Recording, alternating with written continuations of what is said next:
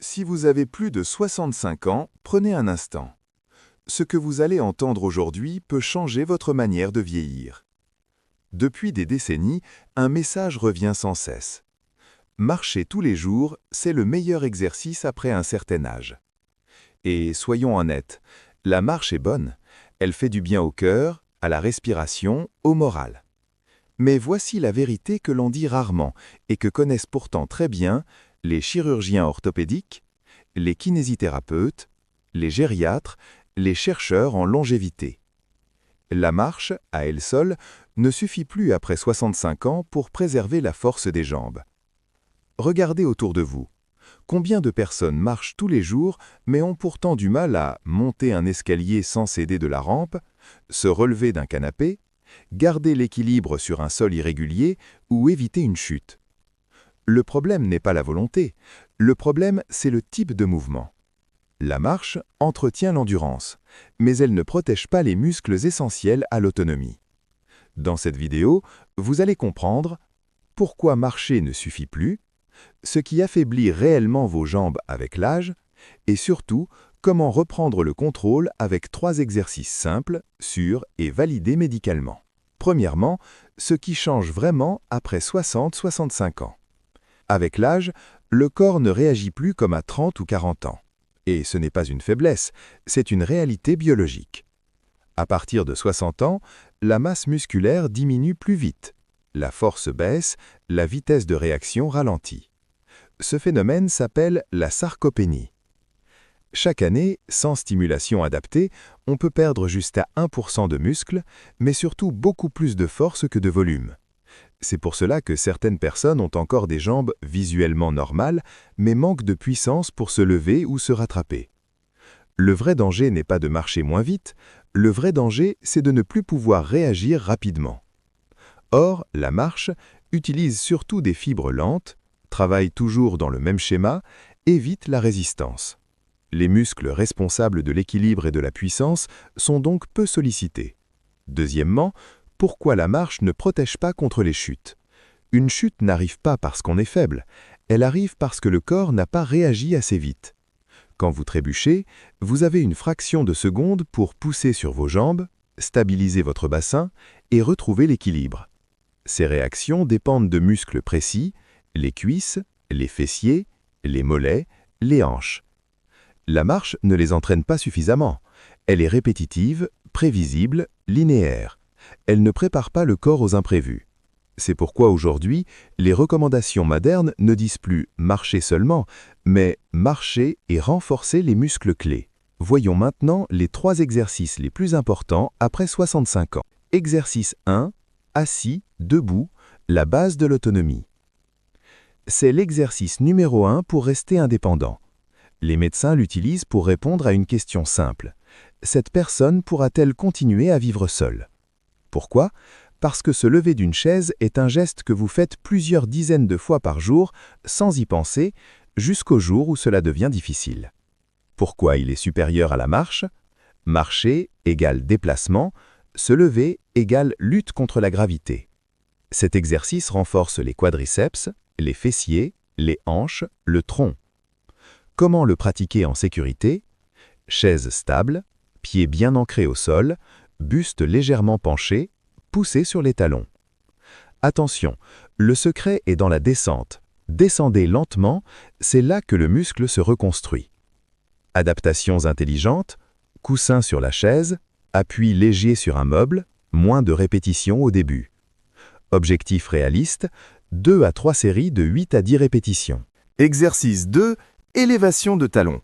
L'équilibre commence aux chevilles. Les mollets sont souvent ignorés, pourtant ils jouent un rôle fondamental.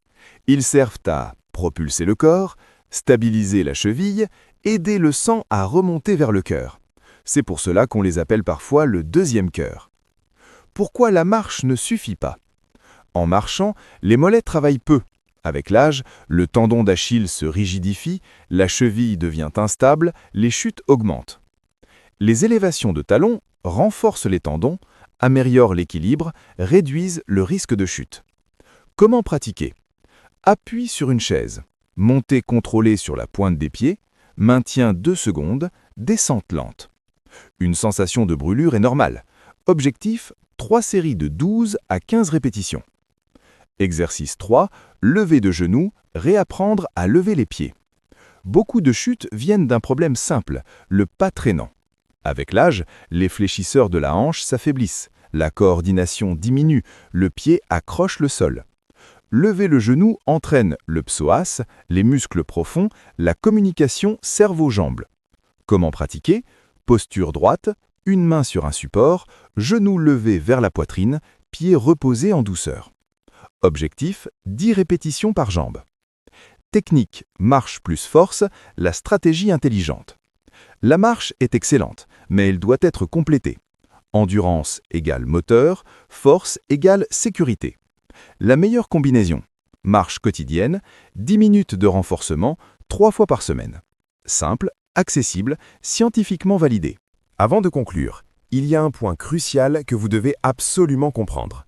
Parce que beaucoup de personnes font les bons exercices, mais n'obtiennent pas les résultats espérés. Et ce n'est pas de leur faute. 1. Le vrai ennemi n'est pas l'âge, c'est l'inactivité invisible. Avec l'âge, le danger n'est pas de moins bouger, c'est de bouger toujours de la même manière. S'asseoir, marcher, se lever, se rasseoir.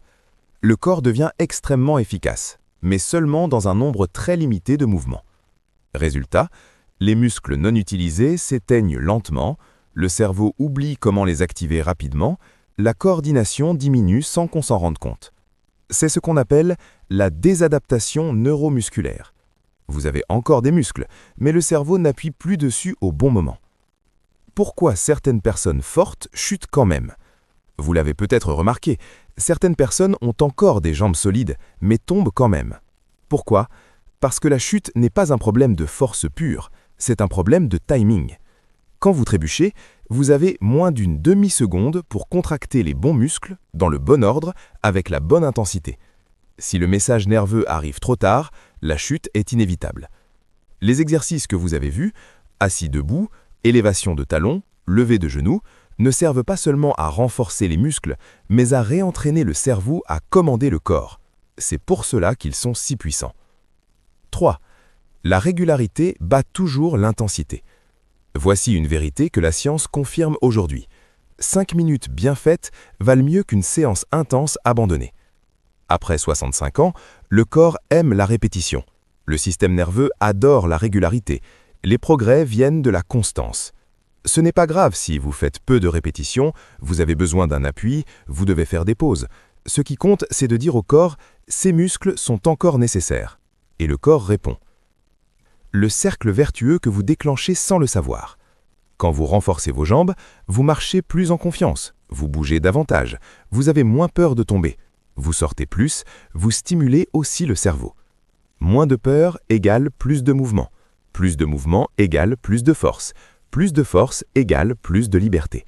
C'est un cercle vertueux, et il peut commencer à n'importe quel âge.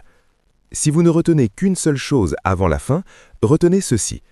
Vos jambes ne sont pas trop vieilles, elles sont simplement sous-stimulées de la bonne manière. Et la bonne nouvelle, c'est que quelques minutes suffisent pour inverser la tendance. Peut-être pensez-vous « Je suis trop vieux, j'ai mal, je n'ai jamais fait de sport ». La science est claire. Le corps peut se renforcer à tout âge. Il ne s'agit pas d'avoir de beaux muscles, il s'agit de rester libre. Commencez petit. Même 3 répétitions comptent. La constance est plus importante que la perfection. Prenez soin de vos jambes. Elles portent votre vie.